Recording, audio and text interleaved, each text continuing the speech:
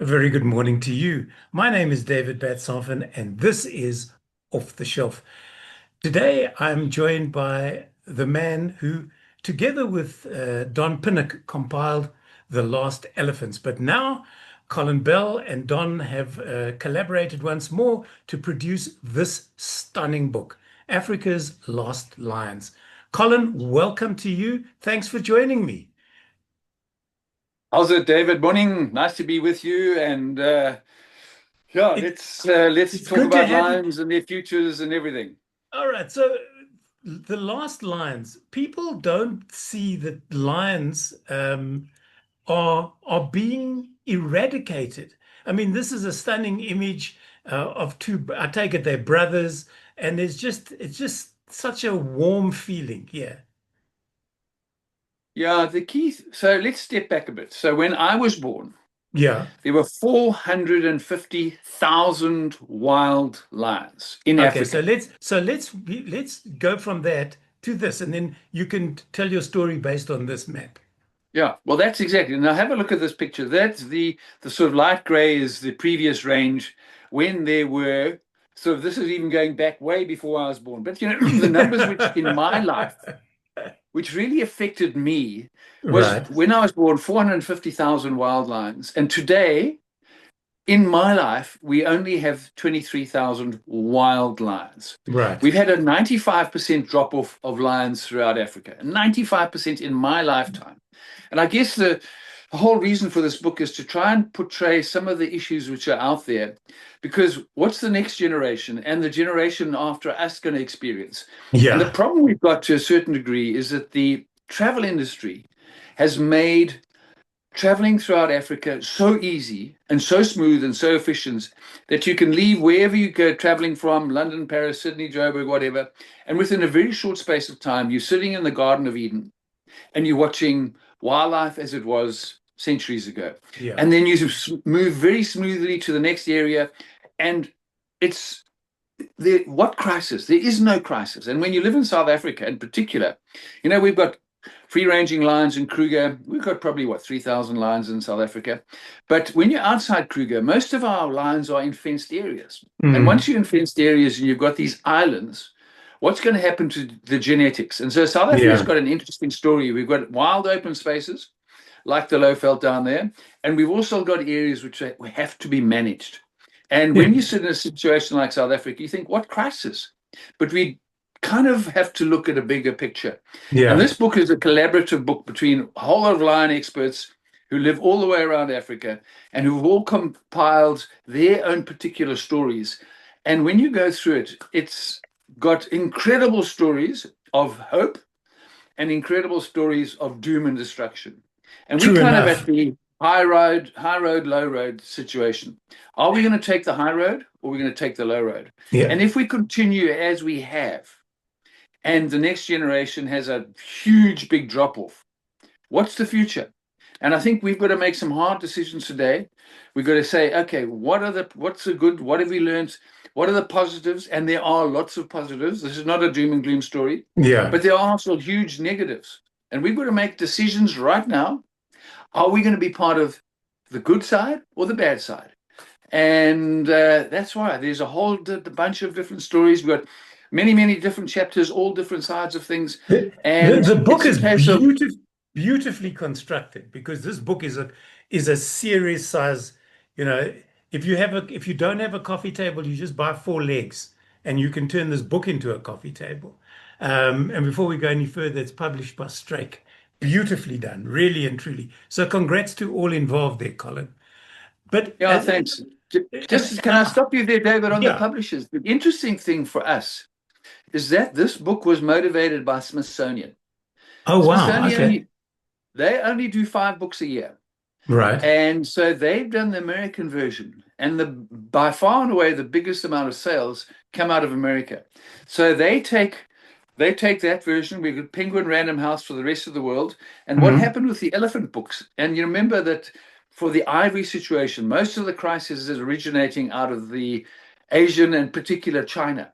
And one of Yeah. the things we wanted in the elephant book was to have some kind of impact in China. And out of the blue, a Chinese publisher took the Chinese version translated the entire book into Mandarin and published it in China. So we're hoping that this book goes around the world, because part of the problem is the consumption of illegal Yeah. parts illegally obtained in Asia, which drives the poaching and all the rest of it of lions. So you look at this wonderful photograph taken by James Lewin in the Mara, and the other side of it is this extraordinary death and complete destruction of animals and lion populations in particular, just outside national parks, and in some instances inside national parks. The interesting thing is, we all want to see lions in the wild, but the problem is we don't realize that I don't want to say teetering on the brink, but I know that they've been placed on the is it not CITES list, but they're on a list at the moment. They're not critically endangered, but they are there or thereabouts. And then we go Well, it into goes by region. yeah, We've got our lion hotspots. We've got sort of the Mara Serengeti. We've got the yeah, Selous. We've got all these areas of hotspots where we've got really good lion populations. But it's the fringe areas which yeah, used to hold huge populations of lion, where through a whole lot of factors, but mainly population pressure, and mainly because many of the parks around Africa were set aside in the dry season. So the colonial governments of those eras yeah, went and set aside parks in the dry season because they couldn't get in the wet season. So these parks were relatively small. And as soon as you get to the wet season, everything migrates out and about. And today's world, with the increasing population of Africa, we're now finding that these parks are being surrounded by people at unsustainable levels with their mm, livestock. And with livestock and there's always a people and problem. lions migrating freely, that's when you have your conflict, and that's Yeah, when lions get killed. yeah. Who are these boys? This is this is again the Mara. This is a photograph by James Lewin, one of the best wildlife photographers. He's a fantastic guide in the Mara. There's a Mm, whole lot of dominant boys around, and these are one of the two dominant sort of male, big dominant males, which control a huge amount of territory in the Mara. But yeah, you'll see the previous photograph was also James Lewin. yeah. Yeah, and this is what we were blessed in. We gave everybody brought this for this photograph. Yeah, this is an interesting one. So this is taken by Michael Poliza. He is one of the I world's know. top wildlife I've photographers. I've sat on a vehicle with Michael years ago in Botswana, and I Okay, so you know ogled, Michael. yeah, ogled his equipment back in those days. I got But have a a look at very this picture, serious David. case of lens envy with him. Yeah, but have a look at this photograph. He took this photograph watching all the wildebeest coming out. This is Yeah, in Dutu, Lake Ndutu down in the southern part of Serengeti. And only afterwards, when he was doing the publication and supposed, yeah, there we go. You circling, you found it. yeah, How's that? He didn't know that he was filming or photographing a lion kill. yeah. And it was only after he said, wow, what have I got? So it's a beautiful photograph without that. But when you've got the little lion kill going on in the background, it kind of adds to it. Years ago, I was in Madikwe and I was waiting for a plane to bring me back to Joburg, standing on the airstrip, and I noticed to my right-hand side there were a couple of lions lying and watching me. So I took did the usual thing, cracked out the camera, took a couple of images, come back to Johannesburg, put them on my computer. Lying on the left were six lions that I hadn't even seen. There's a lovely sign in, I think it's a Tosha, which says, more lions see you than you see lions. Exactly. And that's exactly the... Now, how's this photograph? This is Brendan Jennings from Yeah, Kariga. And this is the good news story. The part of what South Africa can really teach the rest of Africa is the rewilding story. yeah, And it doesn't matter how bad situations go, so long as there's the cash and the will and the government backings and the management, we can always turn these chunks of land back again. And there's some extraordinary examples in this book. For instance, Majeti National Park in Malawi. But this is a case of Kariga, it's old farmland, which has been, the whole Eastern Cape is having a complete revolution mm, where wildlife is being reintroduced and rewilded. So you go to these parks today and you hardly can believe that this was not a park 10, 15, 20 years ago. It's now completely wild. I mean, Shamwari's been going nearly 30 years ago. yeah. 30 years ago, it was cattle. Yeah. And today you go there and there's hardly a sign of a field or anything like that. It's Mm. like nature's taken it back. But it's these situations which are the great news stories which give hope for the rest of Africa. The look on this lion's face, the more I look at it, the more I want to laugh because it looks so confused. It's like I went out with my boys and now there's this huge gray thing in front of me. I have no idea what it is. Yeah, no. And they've tried their luck here and there, but very Yeah. seldom. Yeah. Now, this photograph, this is one of the great stories of Africa. This is Gorongosa. It took a philanthropist, Greg Carr, to come in. And Gorongosa was one of the absolute top wildlife places in the 60s and early 70s. And then Mozambique went through the civil war. And as what happens throughout most of Africa, the militaries base themselves in national parks purely because Right. they need to feed their army. If they have starving soldiers, they can't win a war. Yeah. So these militaries, these national parks around Africa have been invaded and inhabited by military, so they could actually just go out and shoot the evening's dinner and off they went. And Gorongosa went through this extraordinary sort of being one of the top wildlife places in Africa to being almost zero. And then Greg Mm. Carr got involved. He's an American IT philanthropist, and him and his team have turned Gorongosa around completely. It is an absolutely thriving wildlife paradise up in sort of central northern Mozambique. And what's happening today in Gorongosa is inspiration for everybody. Again, one of the good news stories where complete mayhem, complete hell on earth, and now today is an absolutely thriving paradise. And when you look at pictures of the Masai Mara with all these thousands of people and vehicles all over the place, and you go to them to a place like Gorongosa, you get an equally as good wildlife experience, but Without the without people, vehicles. Yeah. Before we without go on, everything. It's just as nature was it was hundreds of years ago. just before we go on, firstly, how long did this book take you and Don to compile? So it's literally just come out now. Yeah. We were contacted by Struik, Smithsonian, and the rest of their teams about 3 years ago, Okay. and so just over 3 years ago, and they said, please, can we do the same what you did for elephants? For elephants. And it was remarkable. We put the word out that we were looking for experts in their fields, in their Mm. particular countries. And obviously, we knew people to contact, and we contacted them as well. But we put the word out far and wide, and we had some quite disappointing responses in some quarters and some amazing responses in other where people just gave their time. Remember, nobody got paid on this thing. Not a single Right. photographer was paid, not a single writer was paid. They gave their time for lions. And that was the message that is, the whole thing with especially Smithsonian, they've got to get this thing into the market to be distributed far and wide. So that we Yeah. had to bring the price right down in order to get the sales. So I mean, this is a labor of love. We're going to make a loss on this book, but it's part of what we love doing. Right. And the key thing here is that as soon as we put the word out, the responses, the positive responses from the authors was really heartening, and the absolute other cultures, folks were just dismissive. And It's anyway, it very turned out weird. good, and I say Well, we've got now now we we believe a have nice cross section. now another Yeah. question that I love asking authors like yourself. Pardon me, I have a frog in my throat. Is how long does it take you to go through the images here? Because there must be more than one book's worth of photographs lying, to use a movie term, on the cutting room floor that didn't make this book. Oh, and that's the key. The key thing is that had to fit it into the 488 pages, which is exactly the same as the elephant book, because when they do reprints, they can reprint them together. So Yeah. we had to fit in there, and as you say, the cutting floor.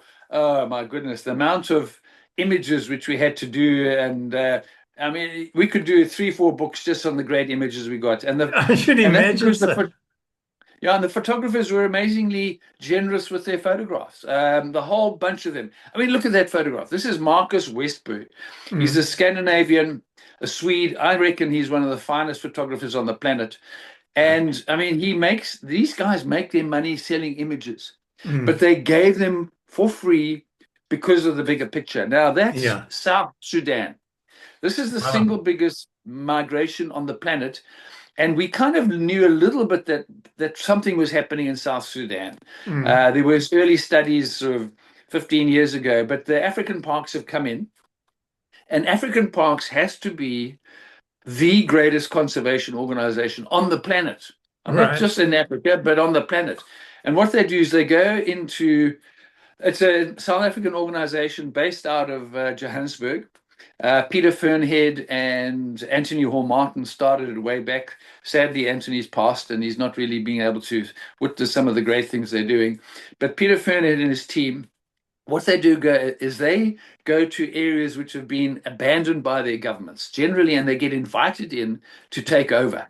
And what they do is they take first world capital, they go to some of the wealthiest families and say, right, I'm putting aside, we have to now fix up Garamba in DRC, or Majeti in Malawi, or Lua Plains in Zambia. And that's your project, and this is the capital we need to get Mm. this thing right. And this is the South Sudan is one of the African parks' finest projects. They've only been there fairly recently. And the first thing they do is they do an inventory what's there.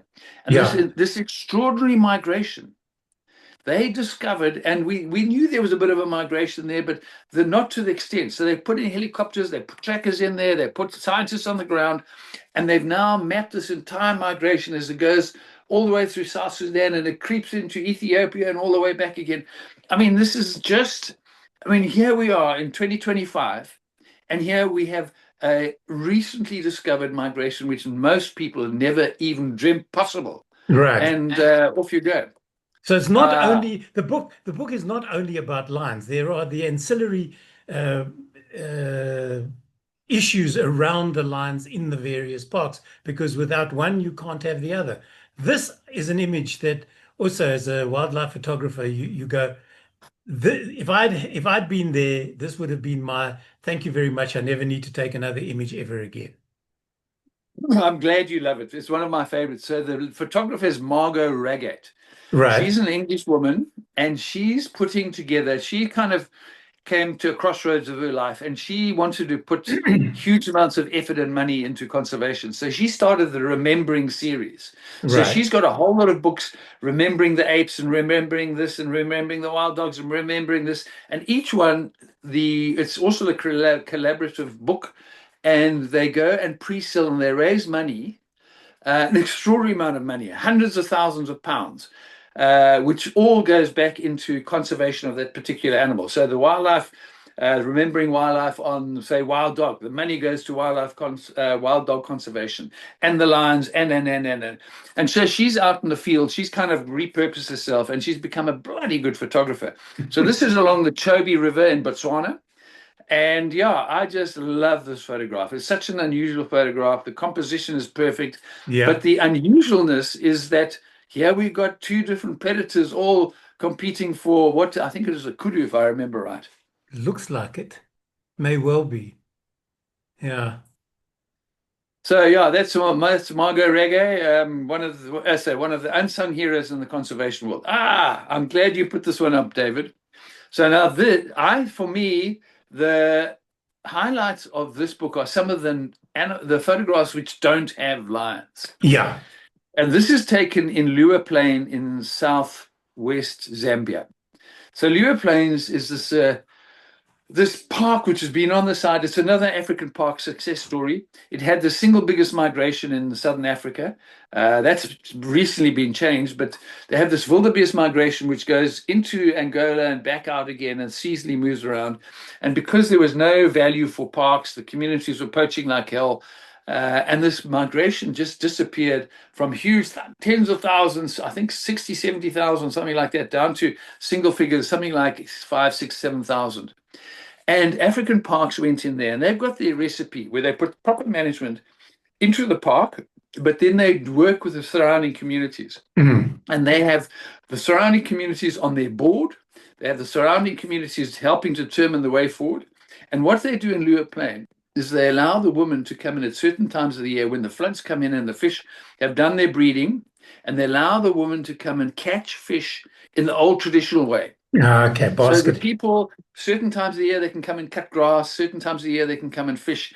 And I think this is the future of Africa. And if we can get this right, where the local communities are seeing the wildlife inside the national park or the reserve as their asset, and their lives are benefiting because of it. So what's happening because of what's happening at Lua Plain now is the schools around the park are much, much better. The community is getting cash from the park.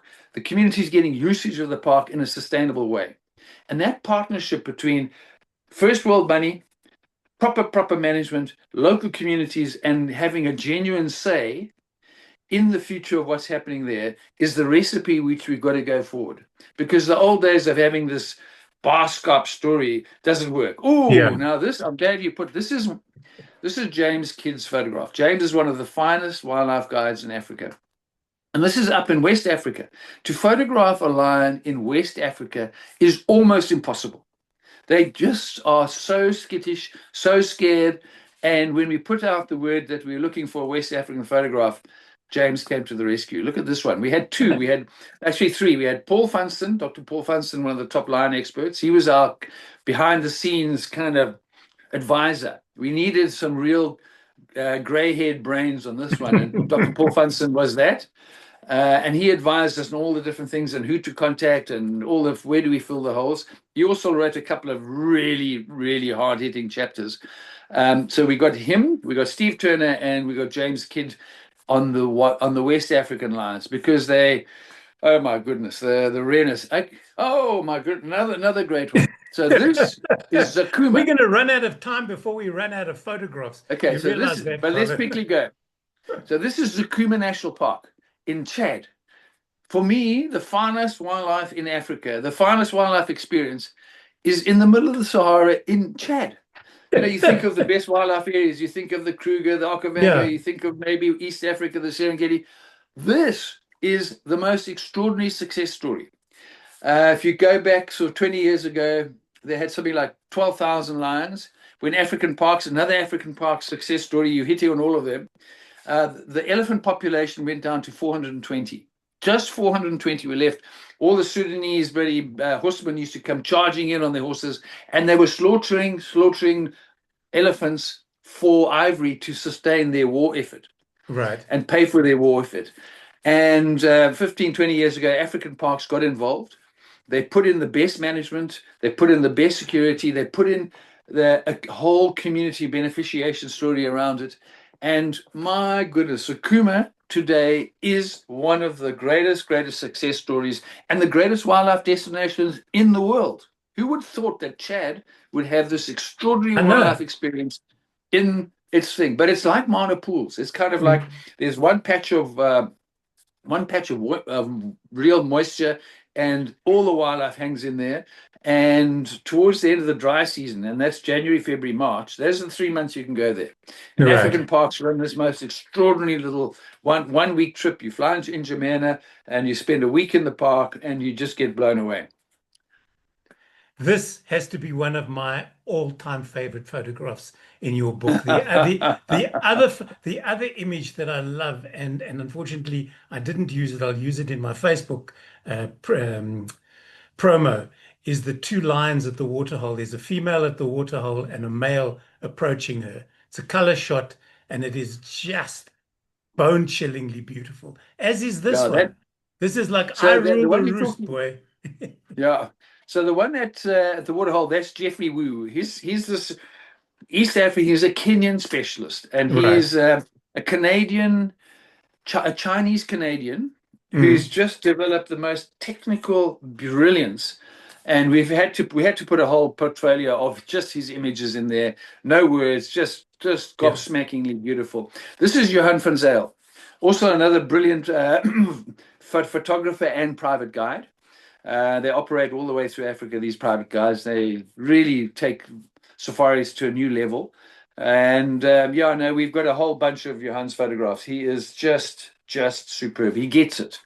Colin, have you got, and I think I found one image of yours, but have you and Don contributed photographically to this book rather than just Yeah, no, compiling it? no, I've got about, I think about 15. Don's not a photographer. He's the editor, so we kind of Yeah. split the responsibilities. Okay. So Don took the job of taking a lot of these scientific papers and translating them into sort of everyday reader type of Right. stories. And so that was his focus. So we were careful not to trip onto each other's toes. So Don was that side. I did the photography side of things, but sourcing the great photographs. But the most important thing was to go and, um, to not use my own bias. Yeah. And so we ended up with a situation where I ended up with, I think, about 10, 15 photographs were mine. Mhm. Okay. The other one that I didn't see in this book, and we were sort of running down towards the end of our chat, is the Mapocho tribe. That, people worry about people killing lions. These lions set out to murder everything, every other lion in their way. Yeah. Remind me on the Mapocho story. Just fill me in there, David. There was a pride of these male lions, huge male lions, and I think during the course of their lifespan, they killed over 50 other dominant males. They were literally the mafia of the bush. And if the Mapocho moved into your area, if you were a lion, you ran for the hills. You ran to where no lions have ever gone before because they Yeah. slaughtered, literally slaughtered and murdered every other lion that they came across. Well, that's the Luckily, story. they've all gone. That entire bloodline has gone, and they are no more. But they are what's the word I'm looking for? They have left a legacy. They really and truly have. Wow. Another migration, So this is Liuwa Plain. This is the whole story of Liuwa Plain. This is the right? wildebeest population, which went down to a few thousand. I think they're up to 30 or 40,000 again, all through just by integrating communities and with that whole African Park Yeah. successful recipe. They really are the right guys. Colin, who is the audience? Who do you want to reach with this book? So, the problem is, on the one hand, we've got situations in Africa where everybody thinks there's no problem. Yeah. And the other side of things, we've got silos, and this is what we really discovered in the elephant book, is that the folks in West Africa have no clue what's happening in Central Africa, who've got no clue what's happening in East Africa, who've got no clue in Southern Africa. And the Yeah. whole purpose of the book was to try and bring the different silos together and share information. I mean, things like elephant contraception. Now, this has been going for a long, long time, and it's highly successful. Dr. Audrey Delsink has pioneered this story, and yet what we were amazed at on the elephant book is that so few countries and organizations and even parks in South Africa knew that you could have elephant contraception, which was highly successful and highly doable. Mhm. So the whole thing is, and the lions is exactly the same. What's happening in East Africa and Central and West Africa, it's completely different situations. Nobody's talking. And nobody's talking and nobody's learning from the successes. And when nobody's learning from the failures. And the Yeah. whole purpose of this book is to try and showcase the good, the bad, and the ugly, so that we can learn from the good and we can try and avoid the pitfalls of the ugly. Is there, I look at the two, the last of the elephants, the last of the lions. In my mind, there are two more possibilities, the last of the rhinos and the last of the pangolins, perhaps. But would this become, is there another one in the making that you can sort of tease us with? Well, it'll all depend on Struik, Penguin, and Smithsonian. But it's yeah. I just think that we've James Goodall's passing 2 days ago and all the Yeah. rest of it. We're kind of losing um, the plot in some areas, Mm. and we're doing excellence in others. And I think we've just got to understand that we are really in trouble. And I think that what these books try not to do is just be doom and gloom. These Yeah. books have to become ways which we can show the doom and gloom, but also give the answers to the successes. Right. And I think this rhino story. You mentioned the rhino story. The rhino story is South Africa's own contribution. We are creating our own problems. I Mm. mean, we went through the most extraordinary elephant and rhino poachings in the late 70s and the 80s. I mean, we're literally, I mean, there were 65,000 rhinos in Africa in 1978. And in 1987, we were down to 4,000 rhinos. Yeah. The problem in South Africa, we don't see the bigger picture in Africa. We just see what's here. You know, it's a legacy of our apartheid past, Mm. where the world stopped at the Limpopo, and if you're a really Philip guy, the world stopped at the Zambezi. And we didn't Right. know what was going throughout the rest of Africa. So we had massive crises in the ivory world, and we had massive crises in the rhino world, where the total population went as low as 2,500 in about 1989, 90. And it Mm. was on the ivory side of things. All the ivory was put into Appendix 1 in 1989, and all the rhinos were put into Appendix 1 earlier, but they adopted Appendix 1 rules in 1993. China went out and destroyed all their rhino horns. The entire Asian population went out and stopped consuming rhino horn. And when the demand's taken out of the thing, and this is the key, demand. Once you Yeah. take demand out of the equation, then suddenly you got a chance. And once the demand's gone and there's no trade at all, no loopholes, then you got a chance. And the rhino story, until South Africa wakes up, until South Africa is in a situation that we sing from the same hymn book at the moment, half of South Africa is saying we've got to trade rhinos, we've got to trade them out of extinction. I mean, at one stage, the demand for rhino horn was 70 tons a year. And sustainable, South Africa, well, the world can produce about 2 to 5 tons of rhino horn a year Yeah. sustainably. So we can never supply and flood the market. And until we realize that you can't trade endangered species out of extinction, and until we all get rid of these mixed messages, South Africa is creating its rhino crisis. And we've got Gonna to, leave, as a country, get together and we've got to stop it. So I'm we're gonna hoping I don't have going to to do a leave the rhino. rhinos there. We're going to have to leave the rhinos there, Colin. We're almost out of time. The last lines, it's compiled by Don Pinnock and Colin Bell, Dr. Don, to give him his correct title now. And it is published by Struik. It's one of their nature imprints. Is it available at all good, bad, and indifferent bookstores, Colin? It hit the stores literally middle of September, and it's now finally gone. It's everywhere, and it's also available online, and it's available in America. It's available in Europe, Amazon, all the rest of it. Take a lot, Zoot, Loot, all the rest. So it's You have in all no, bookshops, but and basically, it's nobody has any excuse for not having one of these. The only thing I will warn, though, is if you are going to put it in your Christmas stocking, make sure that the stocking is reinforced. That's all I'm going to say. Colin, it's been an absolute joy talking to you. It really and truly has. I'm sorry we're out of time, but perhaps we'll chat again about another project and one of the other species that roam our plains here in Africa. fantastic, David. Thank you for the opportunity, and thanks for helping to help the lion cause. It's only a pleasure. We've been chatting to Colin Bell, who's one of the compilers together with Dr. Don Pinnock, The Last Lines, and it's published by Struik. My name is David Batsoff, and this has been Off the Shelf. Until the next time, bye for now.